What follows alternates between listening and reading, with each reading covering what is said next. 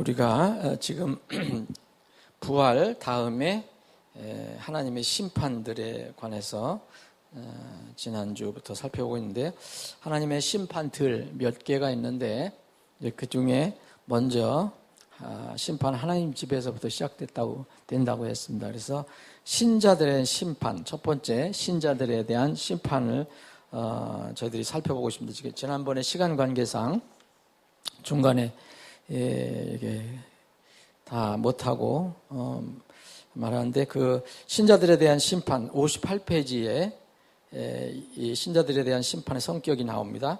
이것은 구원받은 사람들에게만 해당되는 거죠. 구원받지 않은 사람들에 해당되는 게 아닙니다. 그리고 신자가 하나님의 은혜로 구원받은 이후에 어떻게 살았는가, 어떻게 섬겼는가, 이것을 평가하는 심판입니다. 불신자의 심판이 아니기 때문에 이것은 이미 하나님 아버지의 아들 된 사람들, 그리고 상속자로서 심판을 받는 것입니다. 형벌을 이렇게 목적으로 한 심판이 아닙니다. 이것은 보상을 줄 것이냐, 안 줄 것이냐, 그 보상을 얻을 것이냐, 보상을 잃어버릴 것이냐에 대한 심판입니다. 쉽게 얘기하면은 이제 운동 경기에 나간 선수들이라고 볼 수가 있어요. 운동 경기에 나간 사람들은 이미 선발된 사람들이고, 마지막에 이제 끝 라인을 통과할 때 어떻게 평가를 받는가. 또 다른 그 비유로 얘기하면은 아버지의 일을 맡은 아들이나 종으로서 심판을 받는 것입니다. 자, 그래서 세 번째, 아마 지난주 여기까지 한 걸로 알겠는데, 세 번째는 그런 심판의 기준은, 신자들의 심판의 기준은 누가 되어야 되느냐. 고린도전서 3장 12절에 보면 모든 심판의 기준은 예수 그리스도다. 우리를 구원해 주신 예수 그리스도가 기초가 된다.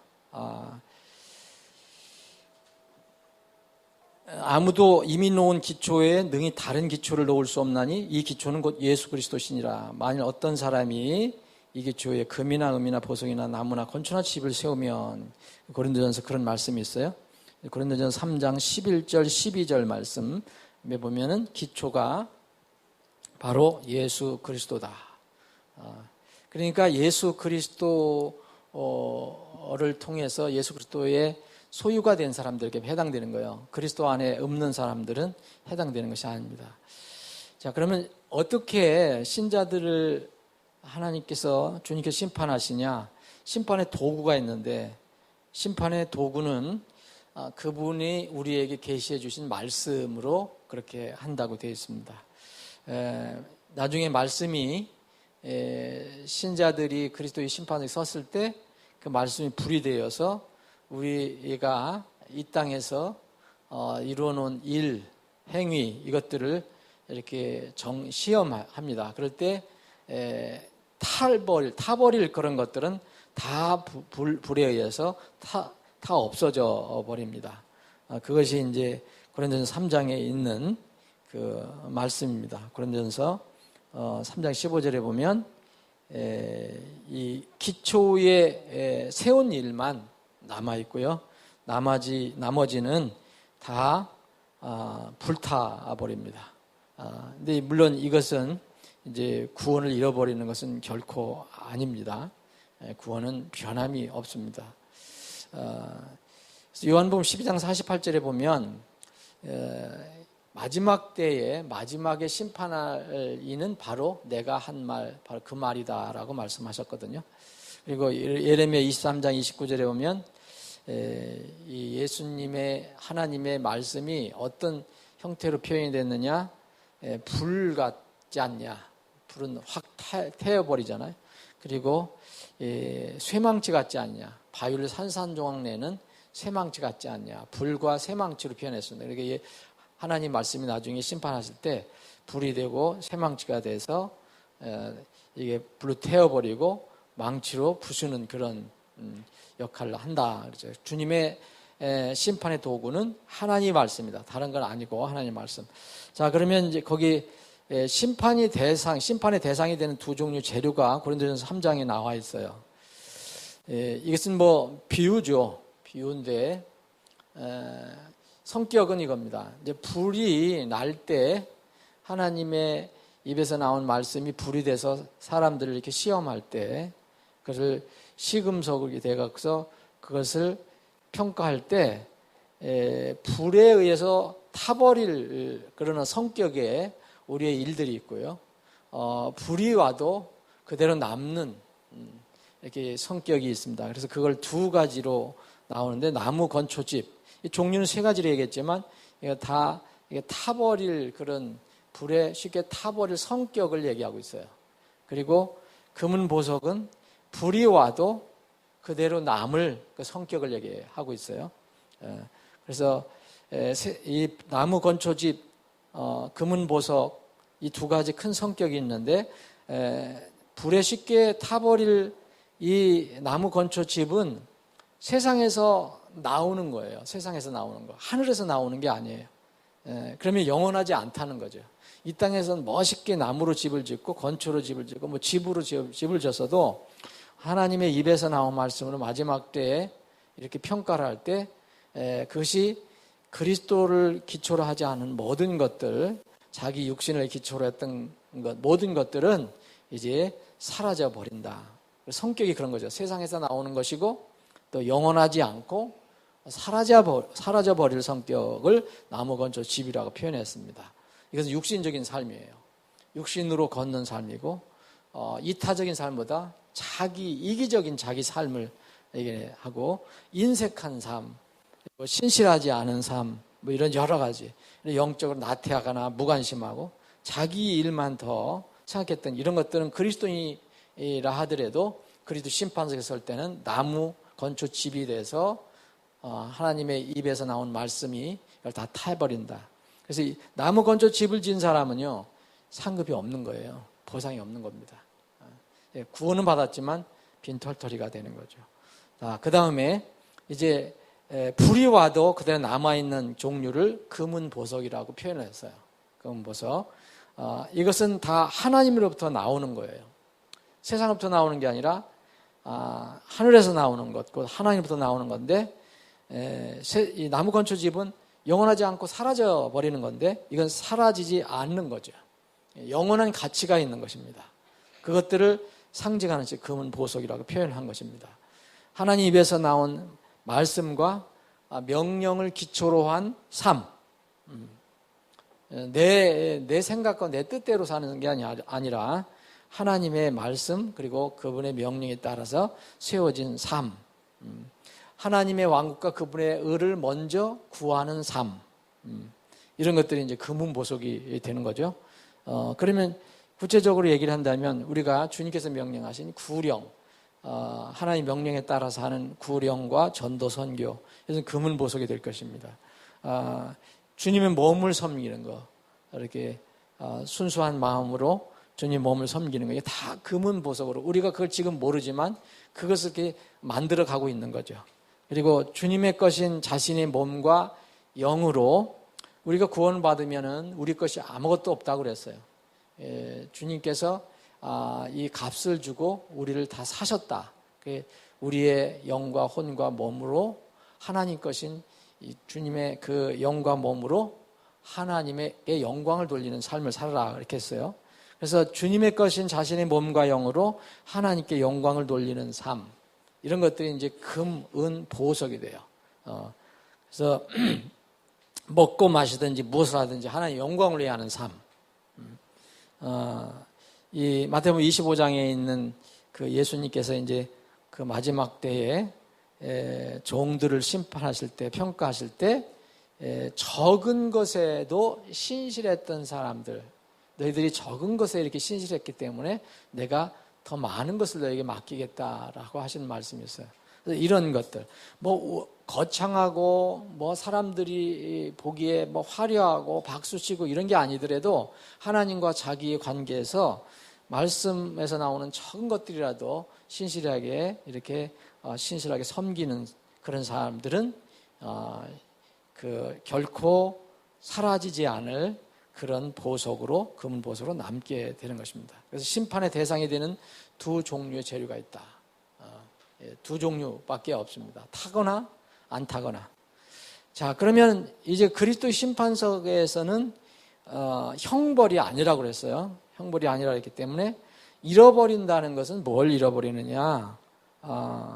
구원은 절대 잃어버린 게 아닙니다. 예수님 피로 구원받은 것은 누가 뭐라 그래도 어떤 경우에도 빼앗길 수가 없습니다. 이 영혼의 구원은 내가 신실해서 얻는 것이 아니라요, 그냥 순수한 마음으로 진실하게 믿기 때문에 얻는 거예요. 신실은 다음 문제죠.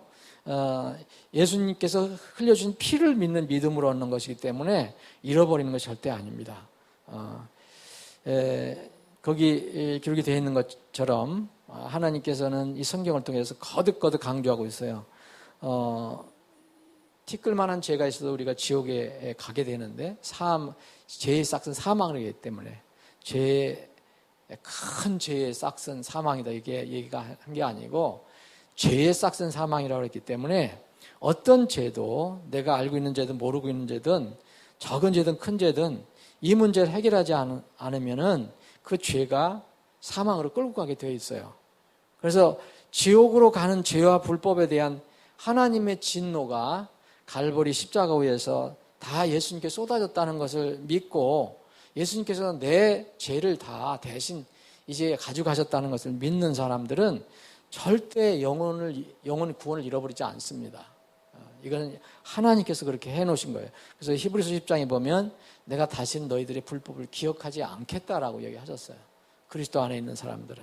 잃어버리는 것은 뭐냐면 바로 이제 주님께서 준비하신 상입니다. 상. 이것은 잃어버릴 수 있다는 거예요. 성경에서 얘기하는 이거를 면류관이라고 해요. 크라운, 왕관이라고도 표현하고 또 상, 프라이즈라고도 표현해요. 그리고 이런 걸 다른 말로 표현하면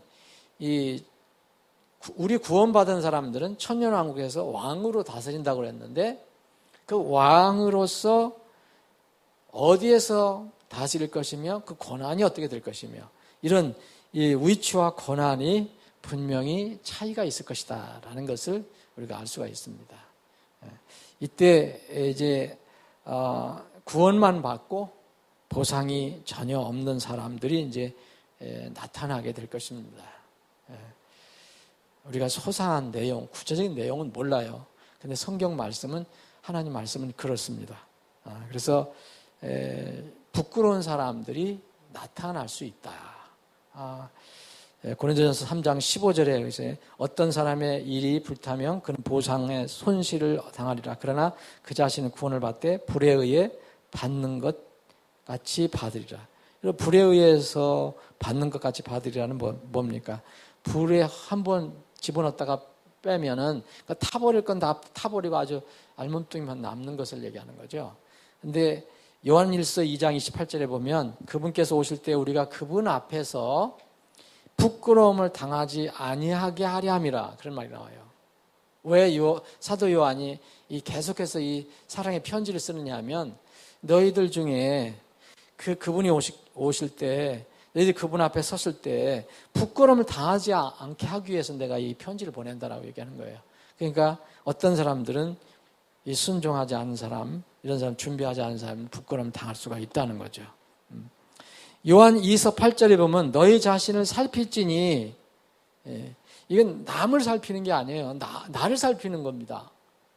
너희 자신을 살필지니 이로써 우리가 이룬 그것들을 우리가 잃지 아니하고, 자, 이 땅에서 주님을 위해서 한 거, 복음을 위해서 한 거, 구원받고 나서 영적으로 사는 거, 이런 것들을 우리가 잃지 아니하고 충분한 보상을 받으리라. 이 살피라 이거예요. 너희 자신들을 살펴라. 그래야만 우리가 그때 우리가 준비한 것이 이루어지지 않고 거기에 따른 충분한 보상을 받으리라고 얘기합니다. 성경에서는 보상에 관한 얘기가 엄청나게 많이 나와요. 보상은 절대로 은혜로 받는 게 아니에요. 내가 은혜로 구원받고 난 뒤에 내가 어떻게 살았는가에 따라서 주님께서 평가하시는 것에 따라서 받는 것입니다. 자, 우리가 지금 심판에서 잃어버리는 것을 좀 보고 있는데, 우리가 이제 이 땅에서 구원받고 나서 이루는 모든 행위를 근거로 해서 이제 하나님께서 우리를 평가하시고 보상해 주시는데, 그분은 여러분들이 어떻게 그 보상을 받을 건가? 하나님이 정말 내가 한 일을 정확하게 놓치지 않으시고 다 반영하시고 평가하실까 염려 안 하셔도 돼요. 하나님은 전능하신 분입니다. 전지하신 분입니다. 그래서 정확하고 공정하게 아주 옳게 이렇게 평가하시고 판단하실 것입니다. 근데 여전히 이것도 하나님의 은혜에서 나오는 거예요. 구원받은 사람들이기 때문에 우리 구원을 은혜로 받습니다. 구원받고 주님을 섬기는 것도 내가 내 힘으로 내 억지로 하려고 그러면 그 얼마 못 가요. 근데 하나님과의 관계에서 하나님께 주시는 힘으로 하나님이 나에게 주신 소망을 늘 생각하면서 그 소망을 생각하면서 할 때는 이걸 할 수가 있거든요. 그래서 결국 이것도 하나님의 은혜에서 오는 건데, 이런 히브리서 11장을 보시면 그 많은 그 믿음의 선조들의 이름이 나오고 그들의 행위가 기록이 돼 있어요. 다 믿음을 근거로 해서 이렇게 했다 그래서 이 믿음으로 했다 이렇게 나오는데, 그 믿음으로 한 건 공통적인데 그 내용들은 다 다르잖아요. 무슨 일을 했는지 단 공통적인 것은 믿음이다. 근데 이 히브리서 11장에 있는 사람들을 믿음의 전당에 기록된 유명한 믿음의 사람들이에요. 경건한 사람들인데, 그러나 이들을 여러분들 잘 살펴보면 한 사람도 완전한 사람이 없어요. 다 허물이 있고 연약한 부분이 있어요. 그러므로 우리도 큰 어떤 그 힘을 얻게 되는데, 우리가 그 믿음의 선조들처럼 그런 대단한 믿음을 가질 수 없어요. 그런데 그런 분들이 이런 여러 가지 허물과 연약함, 심지어는 무서운 죄까지도 졌는데도 그게 이제 회개가 되고 하나님께 용서해 주시고 난 뒤에 그 사람들의 그 부분을, 그 하나님께 헌신한 부분, 믿음을 위해서 한 부분을 여기다 기록하시고 칭찬을 하시고 이것을 믿음의 사람으로 세워주셨어요. 그러면은 이 사람들이 왜 위대한 거냐? 완전해서 위대한 게 아니라 실수를 하고 때는 죄를 지은 연약한 사람들이지만 결코 그것을 이게 합리화하지 않았다는 거예요. 이 사람들은 다 숨긴 사람들이 아무도 없어요.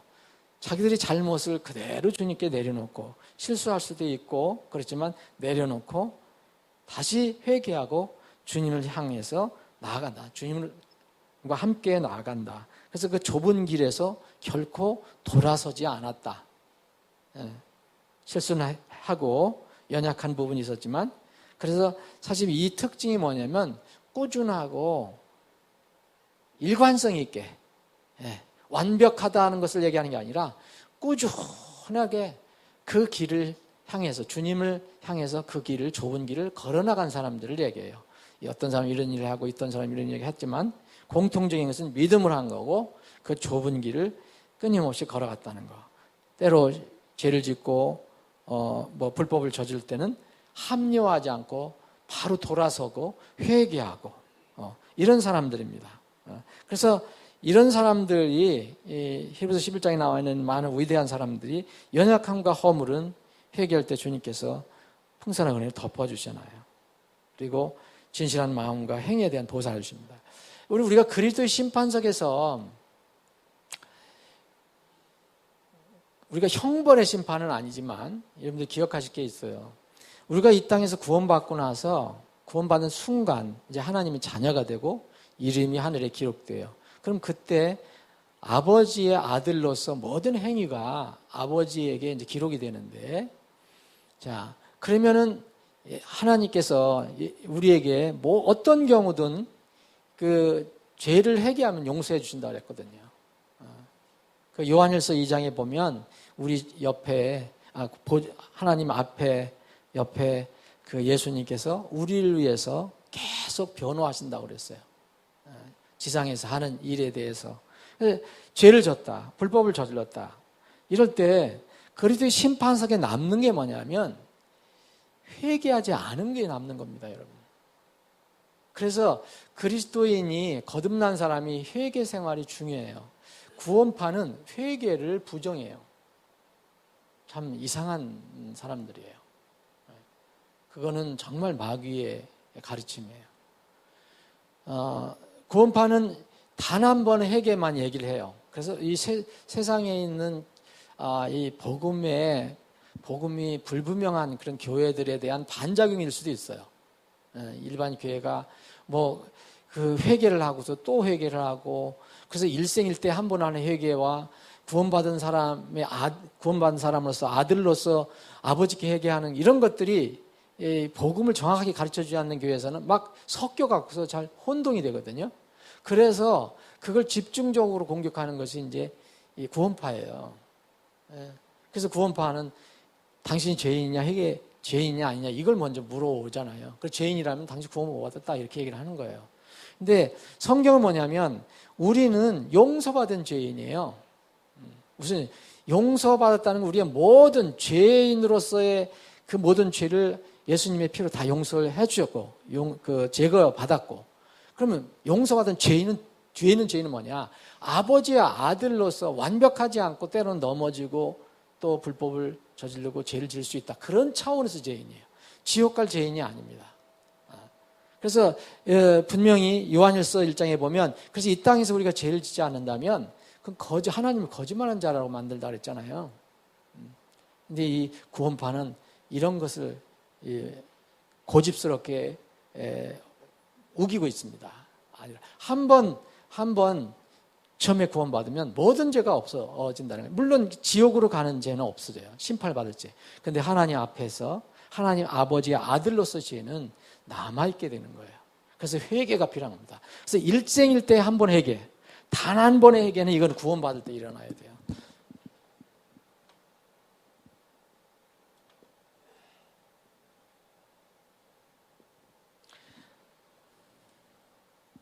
단 한 번 회개, 이건 구원받을 때 일어나는 거예요. 그런데 구원받고 나서 계속해서 이것은 계속적인 거예요. 이거는 구원받은 자녀의 삶이에요. 이거를 생활회개라고도 얘기하는 겁니다. 생활회개. 이거는 구원회개예요. 구원받으려면은 내가 죄인이라는 것을 알고 그 죄를 모두 예수님께서 해결해 주셨다는 것을 믿고 그분을 받아들이는 거예요. 그런 모든 죄, 과거의 죄든 현재의 죄든 미래의 죄든 심판자 앞에서, 우리가 구원받기 전에는 하나님이 무서운 심판자예요. 공의의 심판자예요. 그분 앞에서 이 죄의 문제는 해결받습니다. 이게 단 한 번의 해결이에요. 일생일대 거듭날 때 일어나는 거예요. 그래서 거듭날 때 죄를 모르는 사람은 아무리 예수님을 영접해도 그건 구원이 아니에요. 왜 예수님을 영접합니까? 죄 문제를 해결하려고 영접하는 거거든요. 예수님 오신 목적이 다른 목적이 아니에요. 의인을 구하러 오신 것이 아니라 죄인을 불러서 회개하게 하려고 오셨다고 그랬어요. 예수님이 오신 목적이 세상에 있는 백성들을 그들의 죄에서 구원해 주려고 오신 거예요. 근데 이게 단 한 번의 회개가 일어납니다. 그런 뒤에는 구원받고 나서 그 순간 죄를 안 지려면 그 순간 이제 하늘로 올라가면 돼요. 그런데 이 땅에서 우리가 살잖아요. 우리가 이 땅에서 예수님을 대표하면서 또 주님께서 우리에게 명령한 여러 가지 것들이 있거든요. 그것들을 수행하기 위해서 우리는 이 세상에서 남습니다. 정해진 때까지. 그럼 우리는 이제 휴거를 받지 않았기 때문에, 이 썩지 않을 몸으로 변화되지 않았기 때문에 이런 제한적인 몸으로 이 땅에 살 때 이 죄와 불법을 우리가 완전히 면제받지 못해요. 그것과 싸우는 것이지, 그런 사람이 있다면 그건 하나님께서 하나님을 거짓말하는 분으로 만들 수가 있어요. 그래서 우리는 지금 이 삶을 사는데 우리 생활 속에서 죄가 들어올 때 이게 해결해야 된다는 거예요. 이게 뭐냐면 돌아서는 거를 얘기하는 겁니다. 돌아서는 거. 그것이 나쁘다는 것을 알고, 하나님께서 기뻐하시지 않고 하나님께 슬퍼하신다는 것을 알고 빨리 거기서 돌아서는 것. 이게 이제 그 삶 속의 회개입니다. 이건 단 한 번 구원받은 사람들이 할 수 있는 거예요. 이거 두 개 섞여갖고서 막 하는 사람들은 이게 뭐가 뭔지 모르는 거죠. 내가 한 번 영원히 단번에 속죄를 받은 것을 모르고 날마다 내가 그 죄를 용서를 받을 때 그때 구원을 받는다 생각하면 그 죄는 끊임없이 일어나잖아요. 그래서 그런 사람들은 끝까지 구원을 받지 못하는 거예요. 이게 이제 쉽게 얘기하면 그 로마 가톨릭에 매일 드리는 예수님을 매일 이렇게 드리는 미사예요. 예수님 한 번 드리셨어요. 한 번. 그래서 요한일서에 보면 요한일서 1장 8절에 보면 만일 우리에게 죄가 없다고 우리가 말하면 우리가 우리 자신을 속이며 또 진리가 우리 속에 있지 아니하니라. 만일 우리가 우리의 죄들을 자백하면 그분께서는 신실하시고 의로우사 우리의 죄들을 용서하시며 모든 불의에서 우리를 깨끗하게 하시니라. 만일 우리가 죄를 짓지 아니했다고 말하면 우리가 그분을 거짓말하는 분으로 만들며 또한 그분의 말씀이 우리 속에 있지 아니하니라. 구원파 중에서 이걸 주장한 사람이 있어요. 그 사람들은요, 예수님을, 하나님을 거짓말하는 분으로 만드는 거예요. 그래서 이게 왜 중요하냐면요, 그리스도의 심판석과 관련되는 거예요. 그리스도의 심판석에는 이제 뭐냐면, 우리가 이 땅에서 죄를 짓고 불법을 저질 수 있습니다. 그것을 진실한 마음으로 이 땅에서 해결해야 돼요, 여러분. 그걸 그냥 가지고 가면 안 돼요. 그리스도 심판서까지. 이 땅에서 진실로 그것을 다 해결하고 회개하면 없어지는 거예요. 용서해 주신다 그랬잖아요. 용서 일사부재의 원칙인데 여기서 용서해 주고 또 그리스도의 심판석에서 얘기하실 수 없잖아요. 그러면 그리스도인들이 거기서 가지고 있는 게 뭐냐면 이 땅에서 구원받고 나서 나는 구원받았으니까 하고 마음대로 사는 거, 죄를 짓고 불법을 저질러놔서도 그대로 가지고 가는 거. 그건 그대로 남아 있습니다. 왜냐하면 이 원리가 적용되기 때문에. 진실하게 용서를 받지 못했기 때문에 그래요. 자, 그리스도의 심판석에 결코 이것은 죄에 대한 형벌의 심판은 아니지만 그리스도인들은 단순하게 주님을 위해서 뭘 했느냐 이것만이 아니라 여러분 그리스도의 심판석이 만약 그렇다면은 이 그리스도인으로서 불법과 죄를 많이 동원해 갖고 그 긍정적인 거 뭐 섬기는 거 뭐 헌금하는 거 뭐 하는 거 많이 하면 될 거 아니에요. 그런 심판이 어디 있어요? 그건 있을 수가 없습니다. 저는 그리스도의 심판석에 관한 책을 어떤 사람이 쓸 때 쓴 걸 읽어보면 전부 그런 쪽을 강조를 하는 거예요. 거기에는 죄에 대한 심판이 없다. 죄에 대한 심판이 있습니다. 단 지옥을 가지 않는 것뿐이에요. 죄에 대한 심판이 없으면, 불의에 대한 심판이 없으면 그 죄와 불의를 동원해갖고 뭐 긍정적인 걸 많이 만들어내면 될 거 아니에요. 돈이 있고 권력이 있고 그런 사람은 더 좋은 일을 많이 해서 그런 일이 어디 있어요? 그런 일이 있을 수가 없습니다. 그래서 이 땅에서 사는데 긍정적으로 적극적으로 내가 하는 거 그리고 내가 죄와 불법을 통해서 하나님의 마음을 아프게 한 것도 이 세상에서 다 끝내고 가라는 거죠.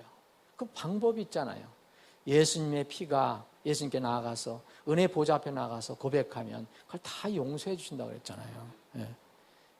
이 요한일서 1장 2장은 굉장히 중요한 거예요.